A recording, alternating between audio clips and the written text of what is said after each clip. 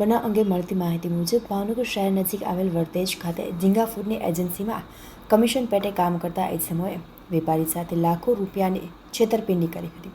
સુરત ખાતે રહેતા વેપારી નિલેશભાઈ હસમુખભાઈ લાકડાવાળાએ વર્તેજ પોલીસ મથકમાં એવા મતલબની ફરિયાદ નોંધાવી હતી કે અગવન અલી અહેમદ અને નૂર અલી અહેમદે ઝીંગા ફૂડની કુલ બેગ નંગ 6313 કિંમત રૂપિયા 1,18,40,675નો માલ સામાન વર્તેજ રંગોલી ચોકડી કૃષ્ણા હોટલની પાછળ ગોડાઉનમાં ગોદરેજ એક્વા એગ્રીકલ્ચર ઝીંગા ફૂડની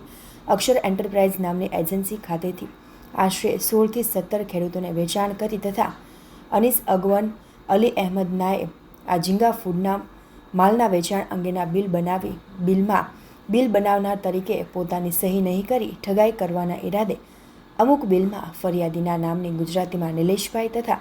અંગ્રેજીમાં NL નામની ખોટી સહી કરી ખેડૂતોને અસલ બિલ આપી તમામ ઇસમોએ આશરે 16 થી 17 ખેડૂતો પાસેથી ઝીંગા ફૂડના વેચાણ અંગેના માલના કુલ કિંમત રૂપિયા